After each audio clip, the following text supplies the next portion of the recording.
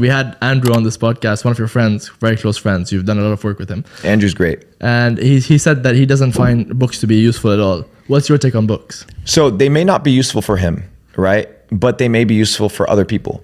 And, I'm in the situation right now where I don't like to make blanket statements like saying books are not useful. Yeah. Because there's 7.5 billion people on the planet and books are useful, right? They're just useful in its right context. Okay. You do not want to be an academic type individual, which is what I think Tate refers to, is you don't want to be the type of person that just consumes information. Self-help junkie. Correct. It's all like mental masturbation. Yeah. It's all this like, let me stimulate my mind, but have no action. Let me feel productive without doing anything. Tate is an action type of guy. Yeah. And then I've been at his home. The dude's always hustling. So to him, the dude's intelligent. He may not need books, right? Because he understands where he's going.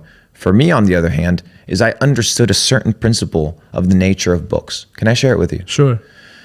So when you read words are symbols. They're letters to express what? A thought. Thoughts are energy.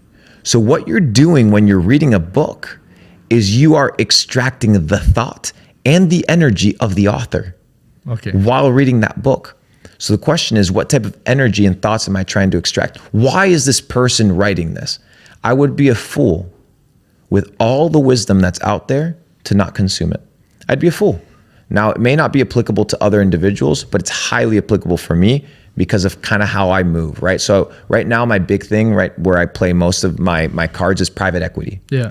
In order for me to become a master at private equity, it requires a lot of education, 100%. Study, formal study. Like I have to get in there and understand how the shit works, right? You can't just be like, oh, let me toss money here, let me toss money here, let me manage my investments. You got to get educated. And the education just happens to be in the books. You can be like, oh, I'm gonna learn private equity on YouTube. That just happens to be another format of education. But at the end of the day, most billionaires aren't out here posting on YouTube. Most billionaires write their memoirs, they drop some sauce, and then they kind of operate. So I'd like to read a book every 3 days, a book every 4 days. Wow. So it's only 100 pages a day if you think about it. It's not that much. How long does that take you? How many hours do you spend a day reading?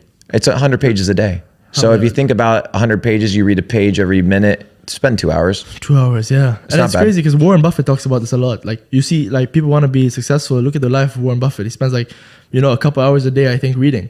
And people are like, people will be like, no, you have to be like working, but he's just educating himself. Learning. Because he is working. Yeah. He's just working a different muscle. He's just working in a different way. He's no longer hustling. He's a boss. He's a boss. He will have people work for him. If you look at the Crown Prince is making decisions. His job is to think. Yeah. His job is to use this. His job is to do this. That's who he is. So I'm on boss mode. I'm not on hustle mode. This means I need to develop this and I'd be utilizing my brain. And my brain becomes highly stimulated when I start operating and realizing that the energy that's transmitted through these words is the energy and the thought that was captured by really successful people. Dude, there's billionaires that are out here dropping game. You'd be a fool not to pick that up.